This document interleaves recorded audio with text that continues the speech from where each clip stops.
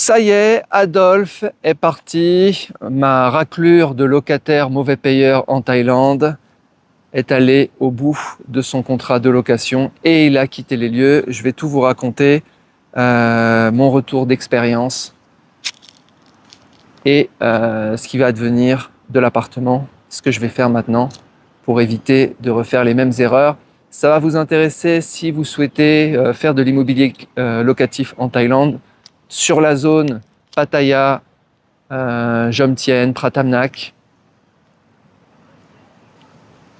Un avis honnête, hein, j'ai pas d'appartement à vous refourguer ou des choses comme ça.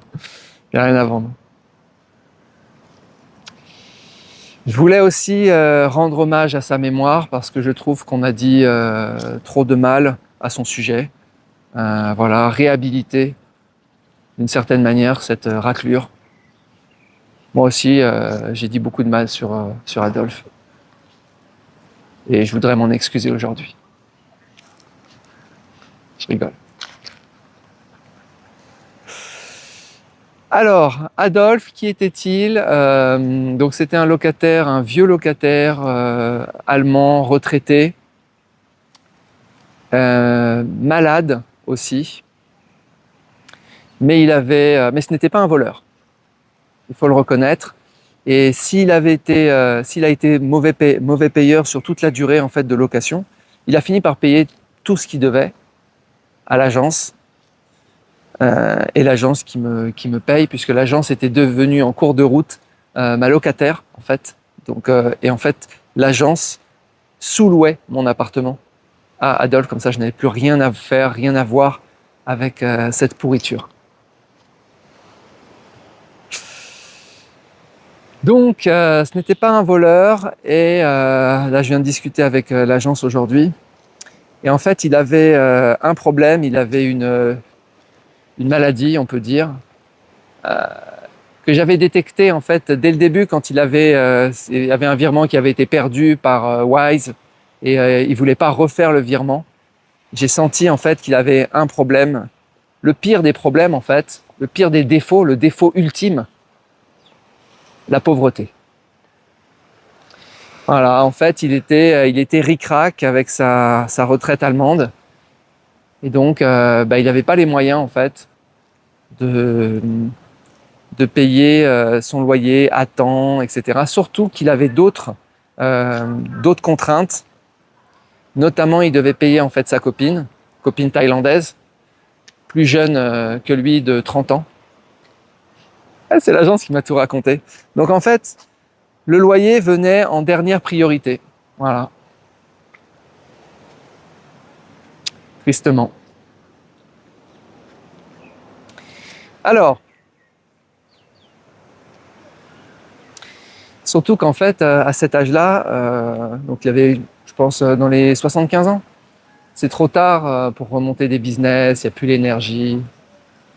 Donc il était très dépendant en fait de la retraite allemande, comme un retraité français peut être dépendant de la retraite française. Si vous n'avez que ça, si vous n'avez rien d'autre, c'est quand même triste, même si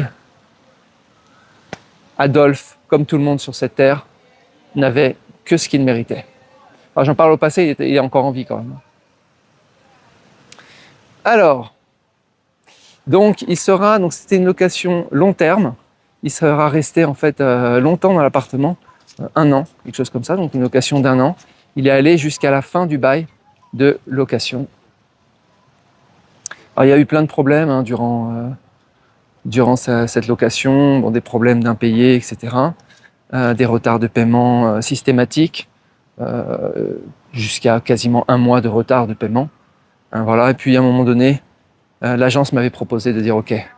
Parce que moi je pétais les plombs, elle m'avait dit OK. Sous location, et ça s'était, faut le dire, très bien passé depuis que ma locataire était devenue l'agence en fait. Voilà, il avait oublié à un moment donné, on ne peut pas oublier, il avait omis de payer l'électricité, et ses médicaments étaient périmés dans le frigidaire. Il m'avait envoyé un long mail parce qu'il s'était frité avec l'agence en désespoir de cause. Il avait tenté de me joindre mais je n'avais plus aucun contact, voilà, j'avais pas de contrat en fait avec lui, donc je n'avais pas répondu, ce qui était la bonne chose à faire. Donc voilà. Voilà, alors la suite en fait, donc je me suis dit je vais reprendre cet appartement. J'ai 2 appartements en fait ici. Un où j'avais eu des problèmes, enfin j'ai des problèmes à tous les niveaux. L'appartement dans lequel je vivais, en fait, je me suis cassé, je l'ai mis en location. Voilà. Location court terme. Hein. Court terme, quand je dis court terme, hein, les locations entre guillemets court terme sont interdites en Thaïlande pour ce type de condo. C'est des locations, en fait, on ne peut pas louer moins de 30 jours. Donc moi, je loue minimum 1 mois. Quand je dis court terme, en fait, il faut entendre des locations de 1 mois, 2 mois, 3 mois, 4 mois maximum. Et location long terme, dans mon vocabulaire, il faut entendre location de 1 an. Okay, donc là, Adolphe, c'était une location de 1 an. Et donc, sur mon autre appartement que j'ai quitté, je l'ai mis en location, je ne peux plus rentrer dedans. Et il est en location court terme. Donc, parfois, il est dispo, parfois, il n'est pas dispo. Voilà, bon. Ça se loue super bien. On arrive en fin de haute saison, là. La haute saison, c'est de novembre à mars, avril, mai. Vous entendrez ces différents mois, parce que en fait, là, on sent qu'on commence à être un petit peu en fin de haute saison, même s'il y a la fête de Songkran qui arrive, où tout va remonter d'un coup. Quand on arrive à avril-mai, ça y est, c'est la fin de la saison touristique, ce qui a un impact majeur en fait sur les locations. Donc ça se loue très très très bien. Mes 2 appartements, c'est les mêmes, ils sont dans le même condo en fait. Donc l'autre appartement que j'ai, qui est le même, juste une orientation différente, je le loue en location de 1 mois ou 2 mois, 25 000 Thai bahts par mois. Donc là, il est loué actuellement, ce n'est pas des chiffres fictifs. Donc ça fait 680 € par mois. Donc là, mon autre appartement, il est loué à ce prix-là. L'appartement donc d'Adolphe, qui vient de quitter, le jour où il a été quitté, il est déjà reloué pour décembre, janvier. Pour 2 mois, pareil, au même prix, au même tarif de 25 000 Thai bahts. Donc haute saison, c'est 25 000 Thai bahts, c'est donc 680 €. C'était la même chose, j'avais déjà loué à ce prix-là avant, qui est Adolphe. Donc voilà, c'est pas mal hein, parce que c'est un appart que j'ai acheté. Les 2, je les ai achetés au même prix en fait. Un peu plus de 70 000 €, je les ai achetés 2,8 millions de bahts. Il y a des vidéos là-dessus que vous retrouvez sur ma chaîne. Donc, à l'année, par contre, ça ne se loue pas du tout au même prix. Donc, il était loué à Adolphe à 15 000 Thai bahts, soit 400 € par mois. Donc, vous avez d'un côté, vous le louez à l'année 400 € par mois, ou bien vous le louez durant la haute saison, 25 000 Thai bahts donc par mois, donc 680 €, entre 400 et 680. Très très grosse différence. Alors là, il y a en plus de janvier-décembre, en 2 jours en fait, il y a un Russe qui le prend tout de suite pour 1 ou 2 mois. Mais comme on est en fin de haute saison, on n'est pas à 25 000 Thai bahts, on est à 18 000 Thai bahts, soit 490 €, donc pour la fin de la haute saison. Je vous cache pas que en fait, quand on va arriver en basse saison, c'est-à-dire de juin à novembre, de juin à octobre, donc basse saison, il risque de ne pas se louer du tout, clairement. Voilà. Je vous tiendrai au courant là-dessus parce que maintenant je vais louer que en court terme pour éviter d'avoir des problèmes d'impayés et autres.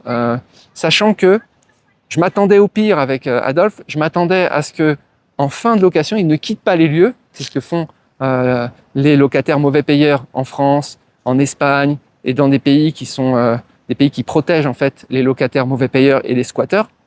Donc principalement l'Europe occidentale, le monde occidental. Je m'attendais à ce qu'il me fasse un coup comme ça, mais pas du tout. Il a rendu l'appartement dans un état parfait. D'ailleurs, on lui a rendu l'agence lui a rendu son dépôt de garantie. Elle lui a rendu son dépôt avant même que j'aille vérifier moi-même. Dit j'ai rendu. Je pense qu'elle voulait se débarrasser. Ça a été très très douloureux, si tu veux, cette histoire avec Adolphe. Je pense douloureux de tous les côtés. Pour l'agence, pour Adolphe, pour moi, tout le monde a souffert de cette histoire.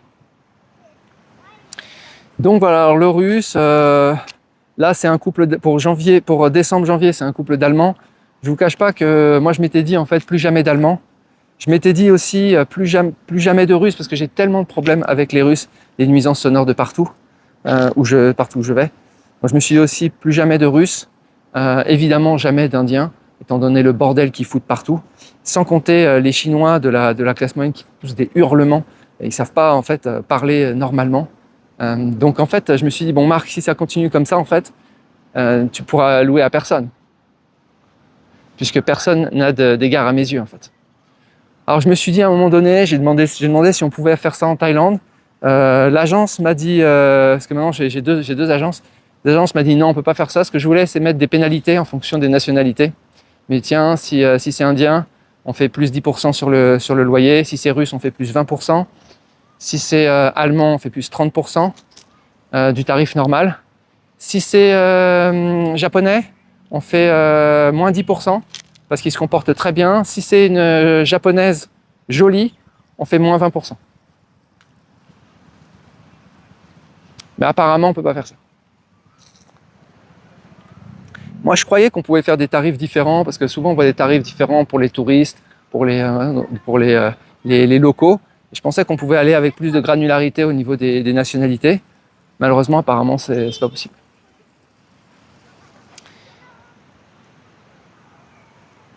Alors la gestion locative, un petit retour sur la gestion locative avec donc maintenant j'ai deux agences qui s'occupent des deux appartements.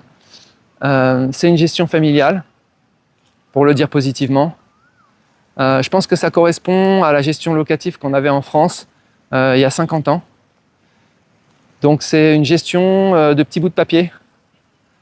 C'est bien, c'est familial. Il n'y a rien d'écrit en fait.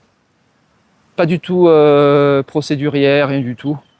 On fait des petits bouts de papier, on écrit des choses dessus et on te paye en cash évidemment puisque je n'ai pas de compte bancaire, mon compte bancaire en Thaïlande ayant été gelé et clôturé. La communication se fait par Line, l'équivalent de WhatsApp. Okay. L'agence prend 10%. Voilà.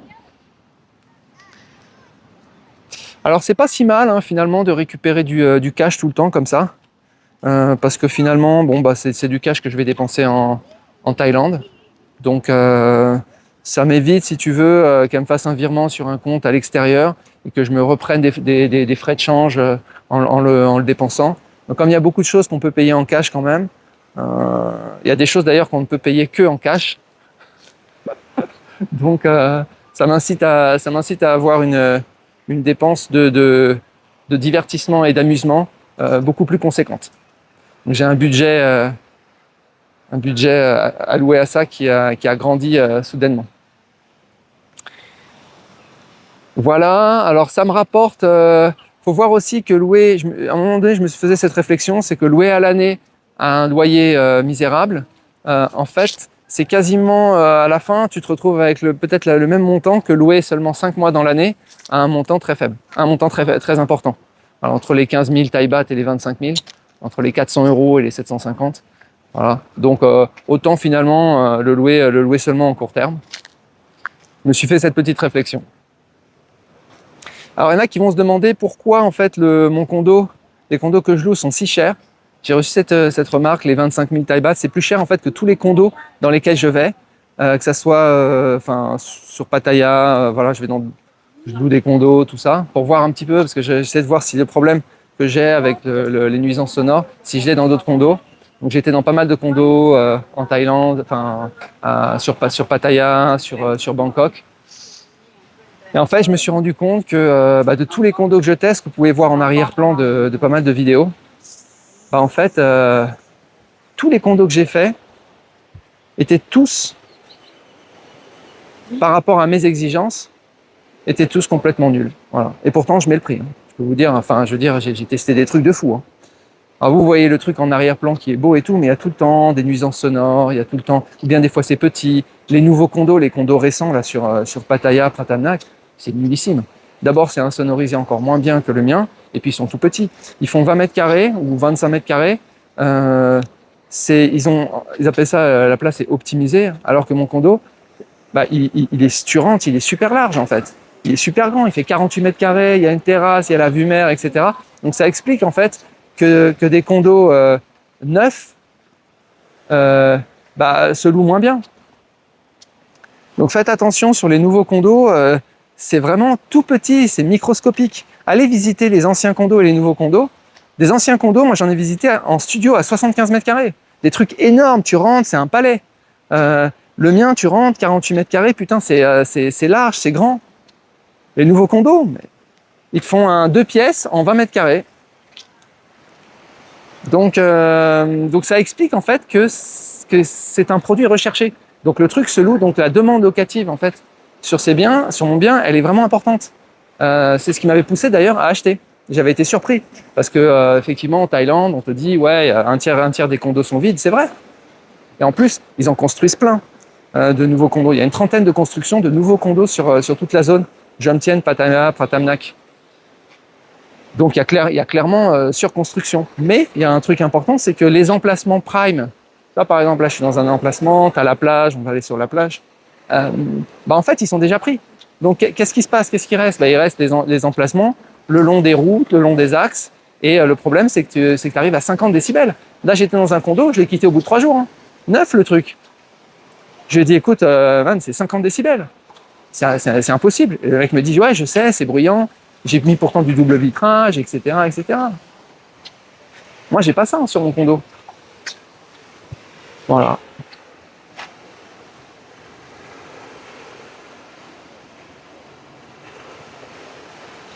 Pour vous donner un ordre d'idée, sur mon condo, on est à 35 décibels. Donc, et entre 35 décibels et 45 décibels, c'est pas juste plus 10 décibels. Plus 10 décibels, enfin c'est plus 10 décibels. Mais plus 10 décibels, c'est un volume sonore perçu par l'humain qui est 2 fois supérieur. Montez le son x 2.